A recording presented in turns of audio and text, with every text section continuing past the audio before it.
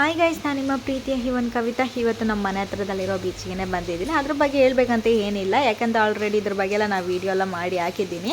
So ಇವತ್ತು ಏನಂತ ಹೇಳಿದ್ರೆ, ತುಂಬ ಜೋರು ಮಳೆ ಆಯಿತಾ. ಒಂದು 2 ವಾರದಿಂದ ಎಲ್ಲಿಗೂ ಹೋಗಿಲ್ಲ. ನಮ್ಮ ಮಗನಿಗಿಂತೂ ಮನೇಲಿ ಇದ್ದಿದ್ದು ಪಾಪ ಅವನಿಗೂ ಬೋರ್ ಅನಿಸ್ಬಿಟ್ಟಿದೆ. ಸೊ ಹಾಗಾಗಿ ಇವತ್ತು ಒಂದು 3 ಗಂಟೆ ಆಗೋಷ್ಟೊತ್ತಿಗೆ ಮಳೆ ಸ್ವಲ್ಪ ಕಡಿಮೆ ಇತ್ತು. ಆವಾಗ ನಾವು ಏನು ಮಾಡಿದ್ವು, ಸೊ ಮಳೆ ಕಡಿಮೆ ಆಗಿದೆ ಅಲ್ವಾ, ಸೊ ಹಾಗೆ ನಾವು ಹೊರಗಡೆ ಹೋಗಿ ಬರೋಣ ಬಾ ಮಗನ ಕರ್ಕೊಂಡು ಅಂತ ಹೇಳಿದೆ ನಮ್ಮ ಹಸ್ಬೆಂಡಿಗೆ.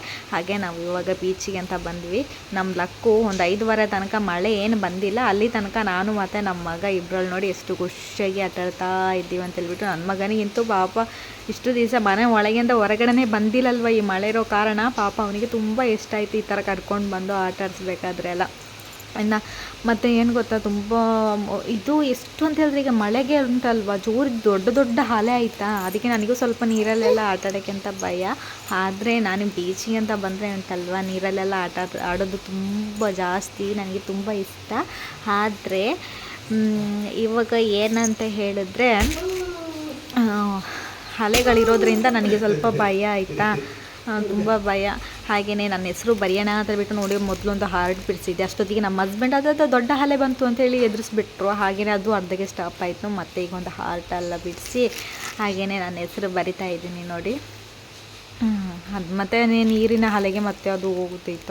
ಎಷ್ಟು ದೊಡ್ಡ ದೊಡ್ಡ ಅಲೆಗಳು ಅಂತ ಹೇಳಿದ್ರೆ, ತುಂಬ ದೊಡ್ಡ ಅಲೆಗಳು. ಮತ್ತು ನನ್ನ ನೋಡಿಬಿಟ್ಟು ಮತ್ತು ನನ್ನ ಮಗ ಮತ್ತೆ ಹಳಗೆ ಸ್ಟಾರ್ಟ್ ಮಾಡ್ದೆ. ನಾನು ಎತ್ಕೊಳ್ಬೇಕು ಅಂತೇಳಿ ಮತ್ತೆ ಅವನು ಹಾಗೇ ಎತ್ಕೊಂಡು ಆಟ ಆಡ್ತಾ ಬಂದೆ. ಅವನಿಗಂತೂ ತುಂಬ ಇಷ್ಟ. ಯಾಕಂತ ಹೇಳಿದ್ರೆ ಮಳೆ ಇರೋದ್ರಿಂದ ಒಂದು 2 ವಾರ ನಾವು ಹೊರಗಡೆ ಎಲ್ಲಿಗೂ ಹೋಗಿಲ್ಲ ಆಯಿತಾ. ಸೊ ಹಾಗಾಗಿ ಮನೆ ಒಳಗಿನೇ ಇದ್ದು ಇವತ್ತು ಸ್ವಲ್ಪ ಮಗನ ಹೊರಗಡೆ ಕರ್ಕೊಂಬಂದಾಗ ಅವನಿಗಂತೂ ತುಂಬ ಇಷ್ಟ ಆಯಿತು. ಹಾಗೆಯೇ ನನಗೂ ತುಂಬ ಇಷ್ಟ ಆಯಿತು.